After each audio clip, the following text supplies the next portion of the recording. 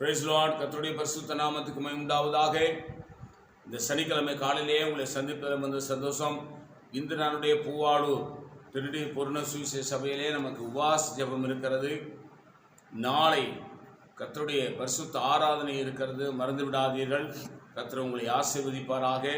இந்த சனிக்கிழமை இந்த நாளுக்கு வேண்டிய ஒரு வேத வசனத்தை வாசித்து தியானிப்போம். அது யோபு 42ஆம் அதிகாரம் 10ஆம் வசனம். யோபு தன் சிறையிருக்காக வேண்டுதல் செய்தபோது கர்த்தர் அவன் சிறையிருப்பை மாற்றினார். யோபுக்கு முன்னிருந்த எல்லாவற்றையும் பார்க்கிலும் இரட்டத்தனையாய் கர்த்தர் அவனுக்கு தந்தருளினார். யோபுடைய வாழ்க்கையிலே பலவிதமான நெருக்கங்கள், பலவிதமான சோதனைகள், பலவிதமான இழப்புகள், பல விதங்களிலே கஷ்டப்பட்டார். ஒரு சரீரத்தில் நீங்காத ஒரு வியாதி. ஒரே நேரத்தில் தன் வேலைக்காரர்கள் மாண்டு போனார்கள். ஆட்டு மந்தைகள் மாட்டு மந்தைகள் எல்லாம் மாண்டு போயின. வேறொன் ஓட்டி கொண்டு போய்விட்டான். ஒரே நேரத்தில் தன் பிள்ளைகள் எல்லாம் மரித்து போய்விட்டார்கள். ஆனால் யோபு சொன்னது, கர்த்தர் கொடுத்தார், கர்த்தர் எடுத்தார், அவருடைய பரிசுத்த நாமத்துக்கு ஸ்தோத்திரம் என்று சொல்லி நிர்வாணமாய் வந்தேன், நிர்வாணமாய் போர் என்று அவன் தேவ சமூகத்தில் விழுந்து கிடந்தான். அதனால தான் வேதம் சொல்லுகிறது, யோபு தன் சிறையிருக்காய் வேண்டுதல் செய்தான், கர்த்தர் அவன் சிறையிருப்பை மாற்றினார். யோபுகிட்ட ஒரு நல்ல குணம் இருந்துச்சு. அவர் பிரச்சனைலாம் மாறினதுக்கு காரணம் என்னன்னு கேட்டா, மற்றவர்களுக்காக ஜெபிக்கிறவனாக இருந்தான். ஆகவே அவன் சிறையிருப்பை மாற்றினது மட்டுமல்ல,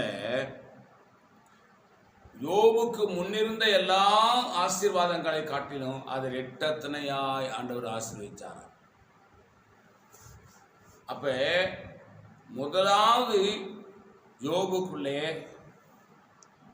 மற்றவர்களுக்காக ஜெபிக்கிற ஒரு அனுபவம் இருந்தது.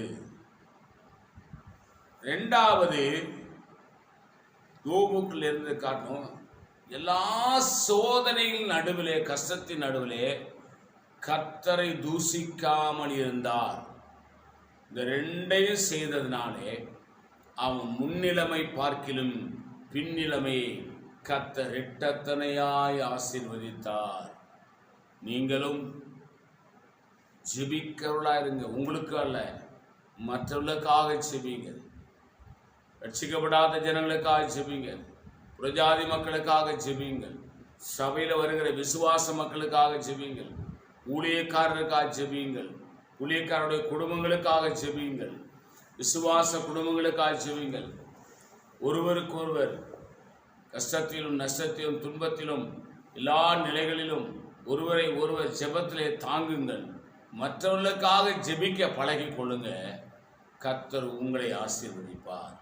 யோபு அத்தனை கஷ்டங்களிலும் நெருக்கங்களிலும் தேவனை தூசிக்கவில்லை.